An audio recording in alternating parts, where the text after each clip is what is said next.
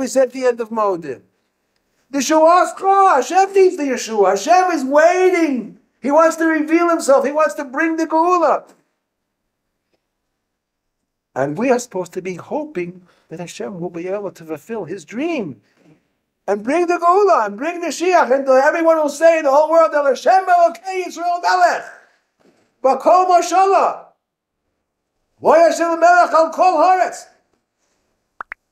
But we're thinking about Hashem, not us at that point. Ha'el Yeshua Seinu is when we're thanking Hashem, it's fine. But in the middle of Shemon Esrei, we're asking for Mashiach to come, not because of our own needs, because we're suffering.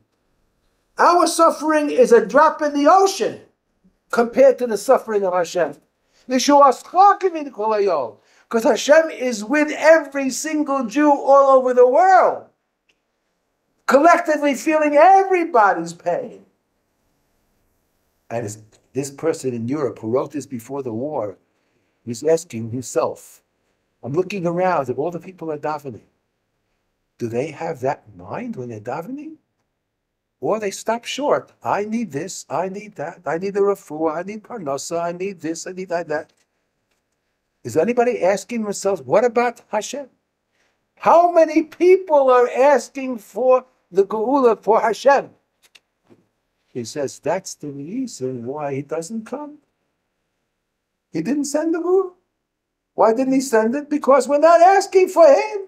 We're asking only thinking about ourselves. Do you hear that? And he's talking about now our generation.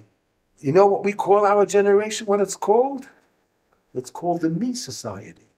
Wait, what? The Me Society. The world is the Me Society. iPhone. What's in it for me? iPhone. What's in it for me? This is a Jew? This is a Jew? That's not a Jew. That's not a Jew. Al shloisha dvarim ha'olam omed. Torah, avodah, gilus chasadim. When you do gilus chesed, who are you doing it for? You're supposed to be doing it for somebody else, not for what are you going to gain by doing a favor to that guy. That's what people think. Unfortunately, not everybody. There are some tzaddikim who do something lishma. They do a chesed for somebody else because they're really interested only in that person and they're willing to sacrifice to help the person. What about if you do it lishma and afterwards you say, I did something good?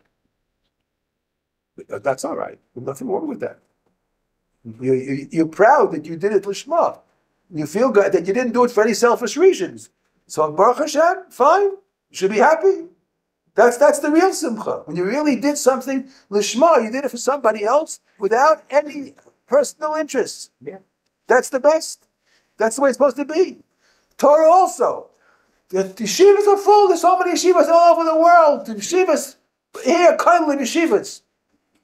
This fellow in Europe saying before we were built, why are we learning Torah?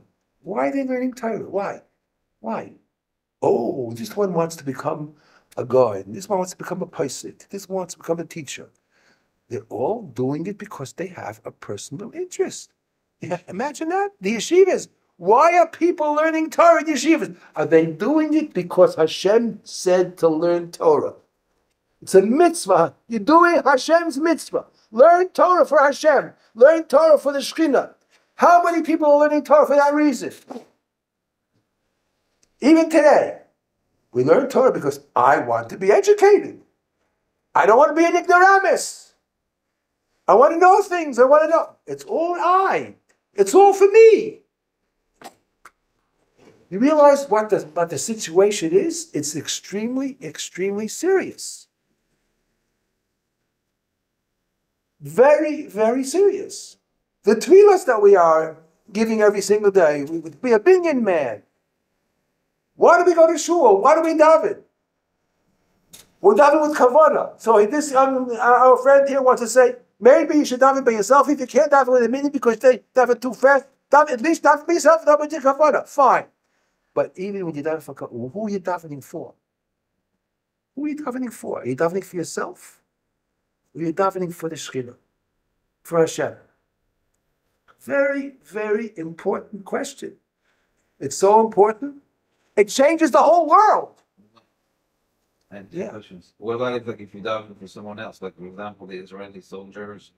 It's Good, fine. Just make sure it's totally for them, not for yourself. Totally for them. And another thing, like let's say someone gives tzedakah and you want to do it for them, but you shouldn't give like in the amount that you can't yourself survive on. Let's say some people like. I think 10% of my server, like some people like give like would example like give 80% or something of their. That's the point. Is what is your intention? That's the point. You have to make a real good self introspection. Why am I doing? What is my real motive? Do I have any personal interest? Am I gaining from this? Am I doing it in the back of my mind? I'm gaining from it. Or is it totally for somebody else, for Hashem? He says, this is the reason why the Geula didn't come yet. I'm not saying it myself, but just quoting what I'm reading from the Sefer. If I was so, I would tell you, overtaken by it. He was talking about the yeshivas, the shuls, they're davening every single day. He says, with so much people are davening, so many people are learning, why didn't Moshiach come yet? That was his answer. The Me Society. It's a very, very big problem. It's a very, very big problem. So we are sitting here today. I hope Hashem gives our words. I'm no better than you, believe me. I'm part of the Me Society. I was brought up in the Me Society. But I fight it. I try to fight it. At least I'm aware of it. I fight it. I try to do things, I try to be mispal, I try to learn, not for myself. It's almost impossible to avoid. You have to, it's in the back of your mind. But I'm aware of it. We should always be, I'll tell you, have a mitzvah rabbi. What we just spoke about here now, tell everyone you can. Spread it. You can't imagine how much you're doing a taiva for Am Yisrael, for the Shekhinah. Tell it to as many people as you can. This is so fundamental, it's more important than everything. I'm sure the Rebbe, Olav HaShalom, would give me 1,000 aschamas, what we just said. I mean, it's not my own words. I'm just bringing it out into the open, that's all. It's something people don't want to talk about. We're just happy that there are a lot of people learning, a lot of people davening. We're happy we have that. Baruch Hashem, they're not out in the streets, not doing all kinds of crazy things, not going to parties, not going to Nova, or whatever. Baruch Hashem, they're in yeshiva, they're in shul, Baruch Hashem. So good, so why is the Moshiach coming? That's the answer. That's his answer. That's it. The foundation is missing. The foundation is missing, Rabbi. Even praying for the third temple to be self-serving. Sure it could. So show everybody that we were right. Sure, you're absolutely right. Sure it could be. Of course. It's very, very difficult because we were born with a Yetzer Hara. This is what the Yetzer Hara wants. He wants you to think that you're a big tzaddik. You go to shul 3 times a day. You daven shachas, mincha, and ma'ariv. You go to shiurim. You do tzedakah. He wants you to think that you're a big tzaddik. Pat yourself on the back. Oh, wonderful. He doesn't want you to think deeper. What am I doing it for? What's my real goal? He doesn't want you to think that.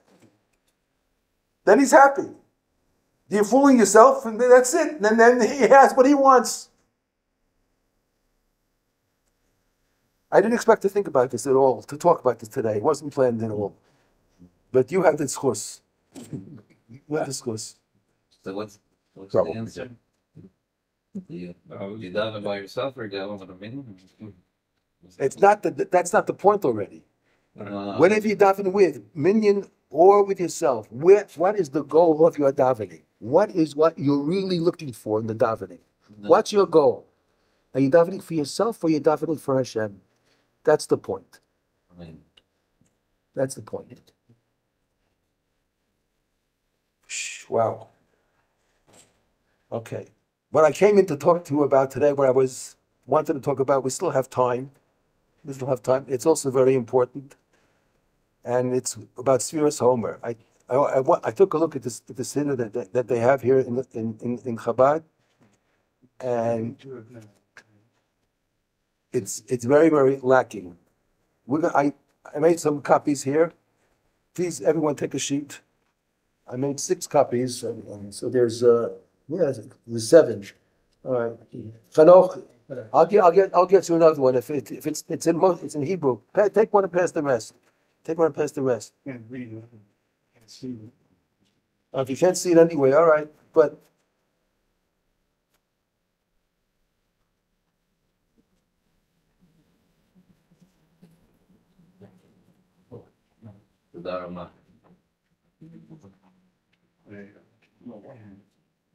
We had this last week. Yeah, but we didn't do it so well. No, that'll be better, much better, much better. I see. Look, I daven I'm here already in Eretz Yisrael over 50 years, and I had the schus Baruch Hashem. In my entire life, I was always in yeshiva. I started in the kindergarten of yeshiva. I was 4 years old. I was put already into a yeshiva kindergarten. Never went to any non-religious schools or anything. I always had yeshiva training from the time I was 4 years old on. I was davening around Rabbanim all the time, Gedolim, all kinds of good environment. When it comes to Speros Omer, I tell you, there's so much in Speros Omer. It's such an important part of our lives. And what happens in shul takes 2 minutes, and it's all over, and you go home, finished. I counted it. I counted. Did you count? I counted. There's so much in Speros Omer that we have to insert. We discussed it last week, but I now wrote it out for you, and I want to go over it again so that you have it firmly with yourself. Take this page home with you, and take it to shul with you at night when you go to Ma'ariv, and use it, and it'll make the entire counting, the mitzvah of Speros Omer, so much more qualitative. Rabbi, could I have a comment? Of course.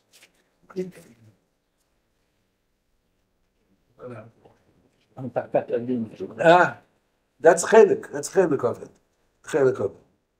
All right. So the first thing is, I want to say the following. In every siddur, it should be there, but I don't know if it is in all the siddurim. There's a pasuk which we say Motzei Shabbos after Shmon Esrei. We say V'hi Noam and Yoshev B'Seiser after Shmon Esrei. The purpose of the V'hi Noam is that we are not able to have all of the kavanot that the Anshe Knesset HaGadola had in mind when they designed for us the davening. They used Tehillim that David HaMelech wrote. You should realize, a lot of people don't realize, David HaMelech was not only a king, David HaMelech was also a Navi. He was also a Navi. He had Nevuah. Like Shlomo HaMelech was not only a Chacham, he also was a Navi. When David HaMelech wrote the Tehillim, it was written B'Ruach HaKodesh, B'Nevuah, whatever, and every word has piles and piles of information. Every letter in the Aleph Beis is packed with Kedusha. Don't think of the Aleph Beis only as the alphabet, the Hebrew alphabet. It's much, much more than that. HaKadosh Baruch Hu used the Aleph Beis as a tool to create the world. So imagine what that means. HaKadosh Baruch Hu used the Aleph Beis to create the world. It's not just an alphabet. So, being so, we can't possibly come to all the kavanos that the Anshe Knesset HaGadola had when they organized the tefillah. So we say V'hi Noam. V'hi Noam is sort of a pasuk. We're asking Hashem, whatever we can have a kavanah, we'll have. But the rest that we don't, we're asking you to take it as it is and fill in what's lacking.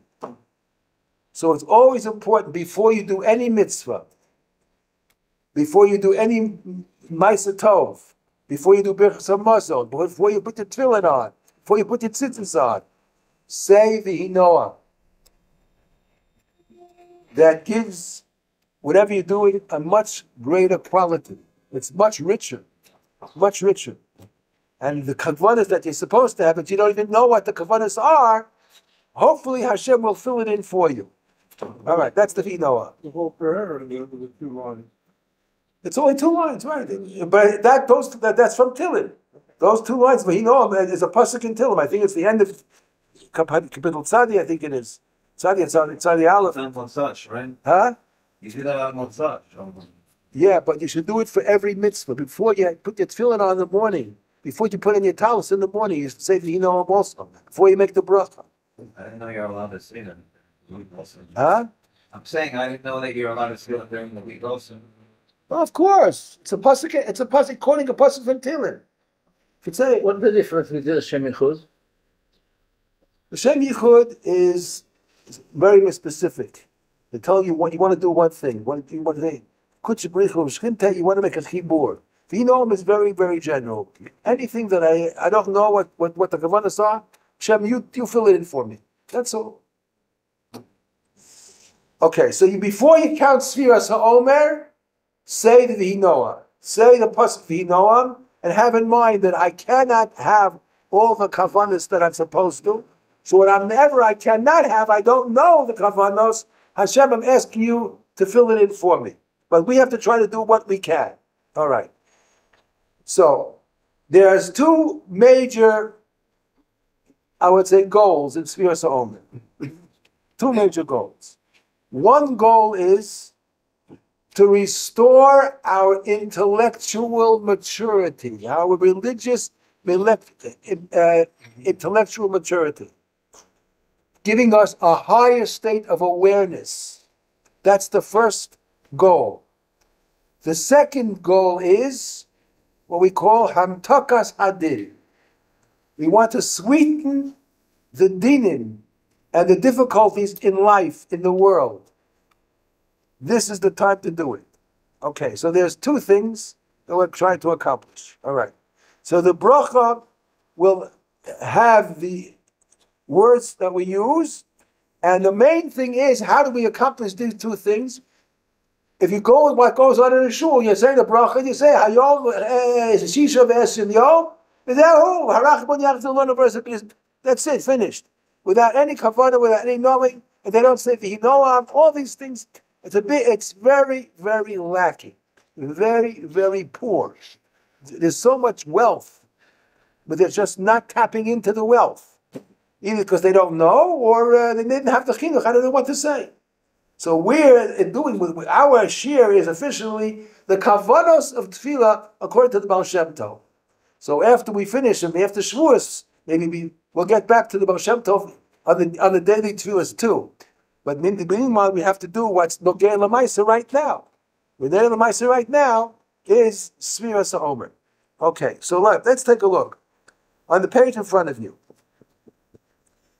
you see on the left side, in the corner in English, it says, revealing or bringing down Malchus Shamayim, or the word Mochin.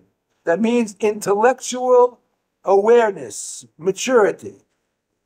That is lacking, that we did have. When did we have it? We had it the day of Pesach, for 24 hours. Hashem gave it to us, b'matana. Mochin the Gadlus. Mochin the Gadlus, correct. We had that mature intellectual level for 24 hours on Pesach. And then Hashem took it away from us after He left a taste of it in our mouth. We want to reach it again. We'll reach it again in Yetz Hashem fully on Shavuos. But until that point, we're trying to build ourselves up and get a little bit every single day till we come to Shavuos. Now, how do we do it? Okay, take a look. On the Sefer, on the words in front of you, the first thing you have the Baruch Atah. And then you have the Hashem. The Yud Hey Vav Hey.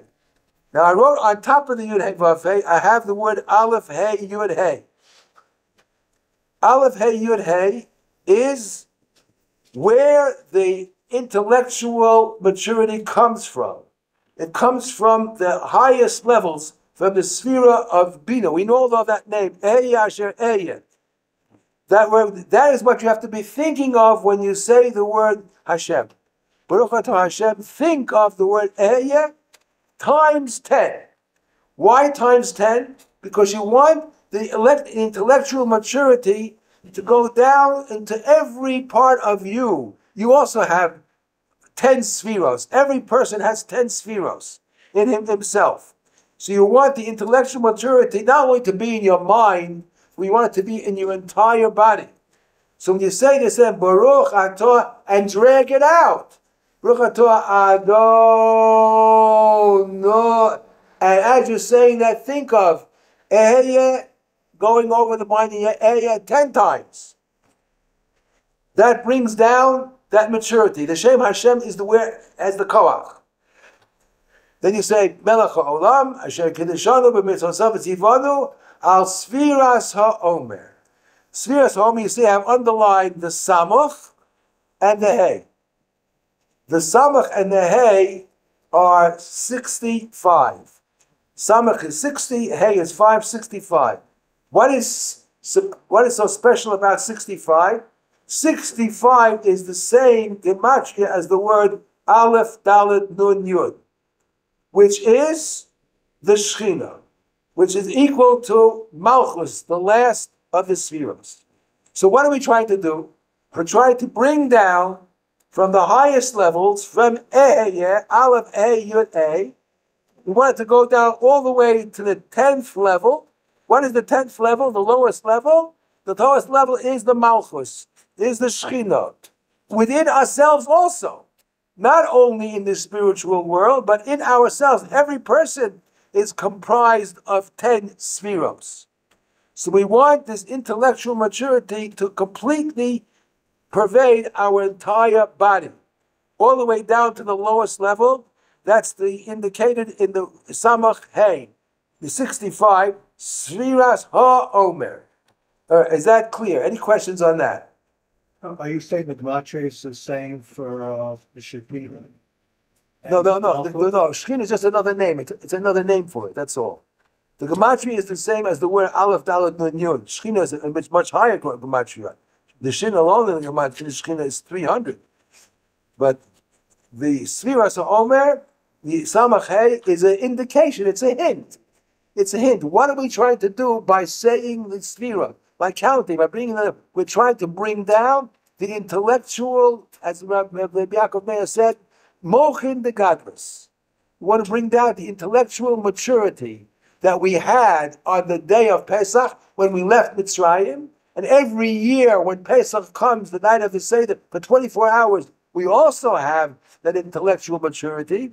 I don't know if you ever thought about it, but think of yourself sitting at the Seder. Do you have a greater awareness when you're sitting at the Seder, Leil Pesach?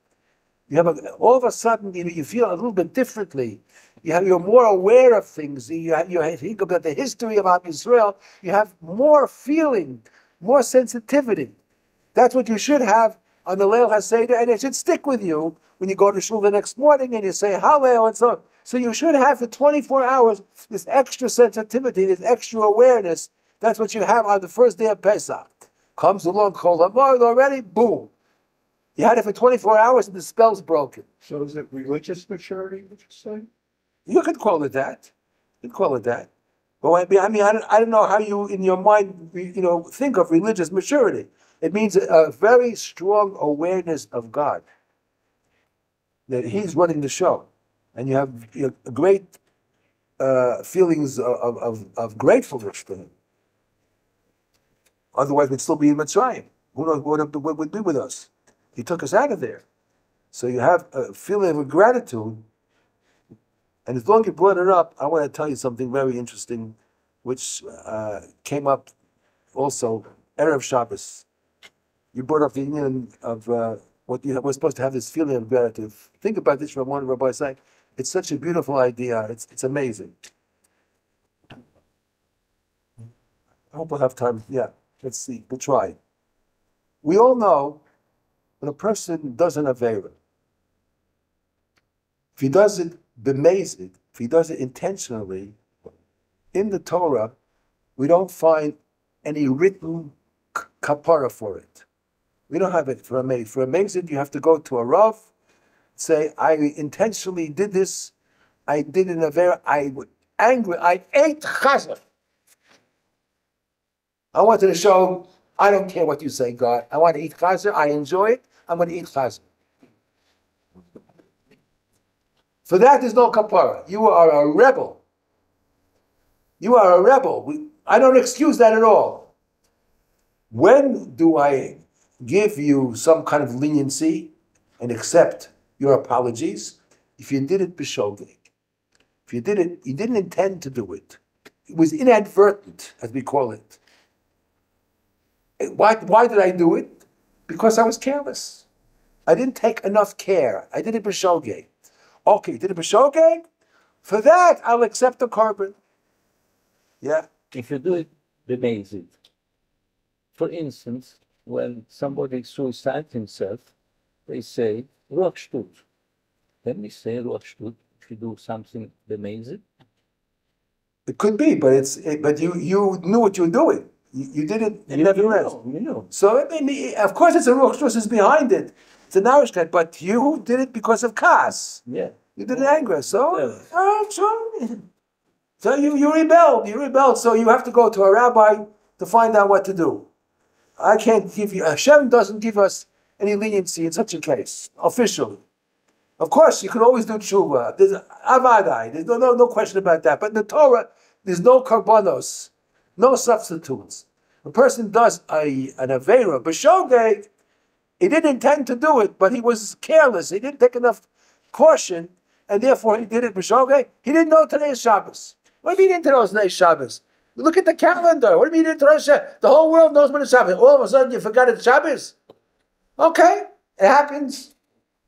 All right, I'll accept the carbon. Shogeg. Fine. Let me ask you another question. So that's when you do an Avera. Do an Avera. I got a question for you, Rabbi. Yeah. In my life, I served in the American Navy. Okay. And I was in a situation where I had to eat the food they gave me. I didn't eat flat trafe, Yeah. but I ate it on the plates and the rest of the stuff, and I didn't have a choice. There's no culture food in the American Navy, especially in training. And so you eat what you could, sort of, and So you didn't eat meat, but you ate vegetables, whatever, things like that. I might have eaten the meat. This was a while. Okay, all right. But I didn't have much of a choice. Mm-hmm. Well, What's that fit? well, it's hard to categorize that. It's partly, in a sense, like it's an onus, partly onus. It's not easy to categorize what that is, but certainly there's room to try to make a tikkunim for that. There's certainly to try to make up for it and speak to a Rav and see what you can do. There are all kinds of things that a person can do to make up for mistakes that they made. All right. So we'll talk. Can you do intentional without saying I don't care? I mean, at some level, you're saying you don't care. Well, that's amazing. That's amazing. That's intentional. You're aware of what you're doing, and you say I don't care. You're rebelling. There's an act of rebellion. I don't know. What about people with addictions? Is it different? Well, addiction is a very difficult thing. There is a slight addiction, there's heavy addiction. It's a small addiction. People should be able to overcome it because they know that God doesn't want it. I mean, person who's very, very into addiction, he can't overcome it. That's like he's sick. He's a sick person. He's an illness. Physical compulsion.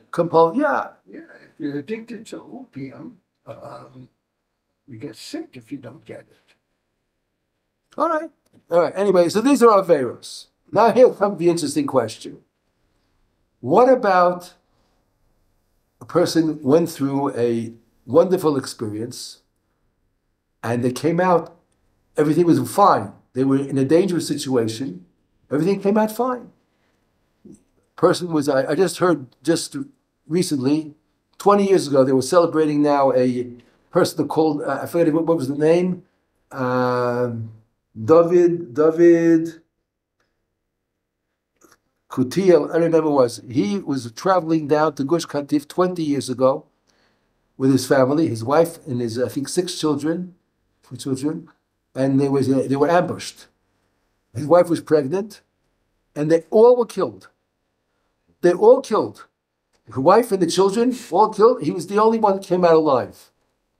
The only one that came out alive. It was 20 years ago. The anniversary was today. 21 years ago.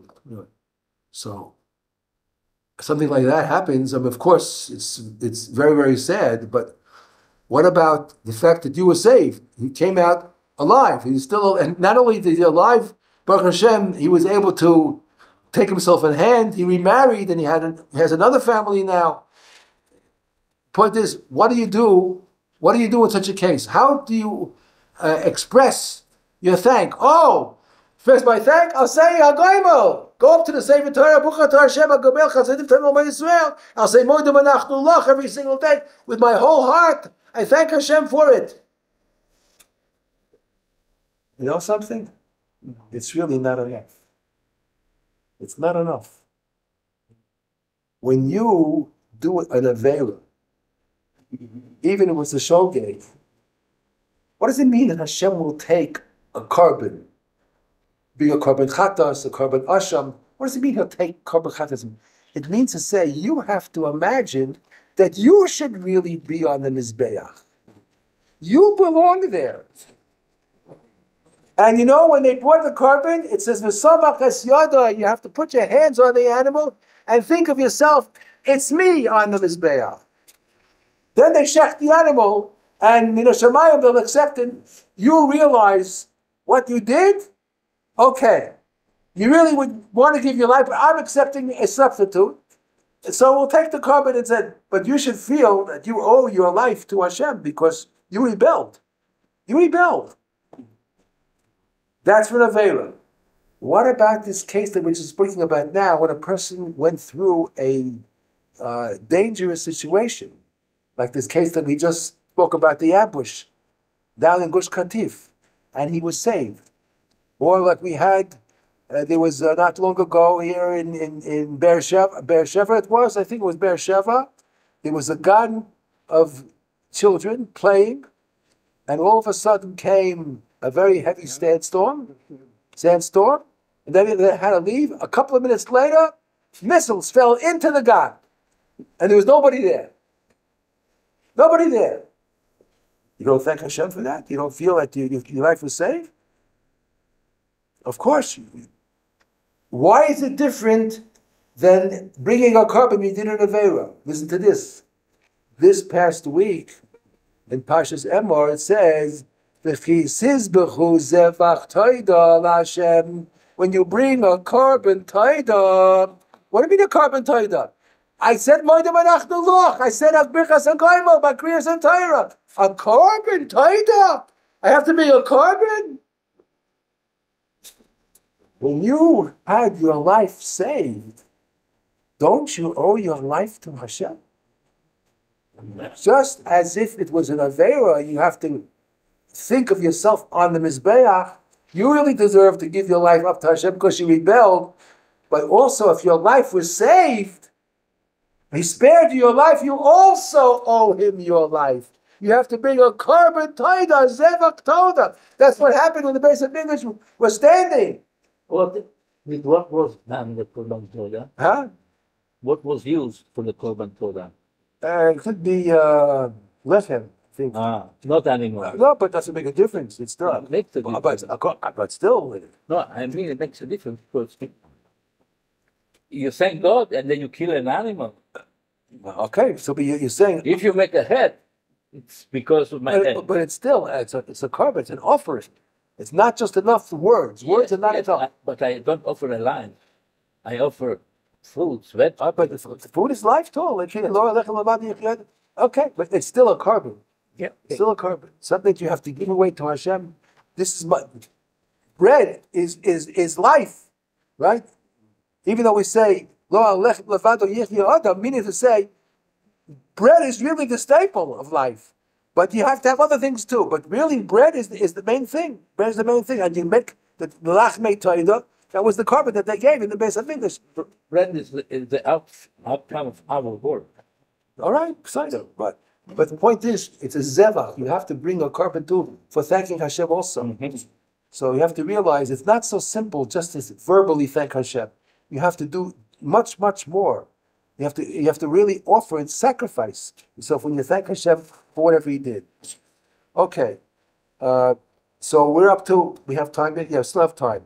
So we just did Speros Omer. The first part of the bracha of Speros Omer is what? To bring down the religious, as Chanor called it, religious intellectual maturity, which means what?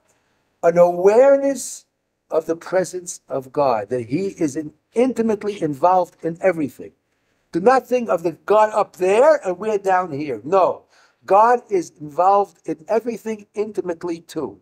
Down here. And we're saying that when we say Speros Omer, Samach 65 is Aleph Daled Dud Yud, which is the Shchif.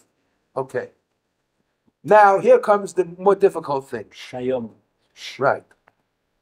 We are trying to sweeten the din. We're in a period of, and we know what's going on now also. We're in a period of very strong dinim, difficult times, desperate times, a lot of suffering going on, a lot of suffering. And we want to do what we can to sweeten it, to lighten it. You can do that with your kavanah. Look on the page. It says when you say the day hayom, the word yom is 56 without the hey. Yud vav mem. The mem is 40. The yud is another 10, and the vav is 6. Yom is 56. What is important about that? Important about that is dinim. There are such a thing called par dinim, which is 280 divided by 5. Because the dinim come from man sapach, which is underneath it, mem tzadi chaf pei chaf, mem nun tzadi pei chaf, 5 letters. So 280 divided by 5 is 56, which is yom. So yom is representing din. But when you say the word yom, hayom, you think of El Hashem, as it says right above that. Aleph Lamed Yud Hey Vav Hey. El Hashem, El Aleph Lamed Yud Hey, that comes out to 57. So you're going one higher than the din. 56 represents din. 5 times 56 is 280, the pardinim. You want to sweeten that, add in your mind, the word Hayom is El Hashem. El Hashem comes out exactly to 57, which is the gematria of Zon, of sustenance. Hazones Ha'olam Kula B'Dilo. Hazon 57. So when you say the word Hayom, think of El Hashem to sweeten the din. Very simple. Hayom, think of El Hashem. Those 2 words come out to 57, which is the gematria of Zon, which sweetens the 56. Very simple. You say Hayom, think of El Hashem, that's it. All right. And the last word is the word Omer.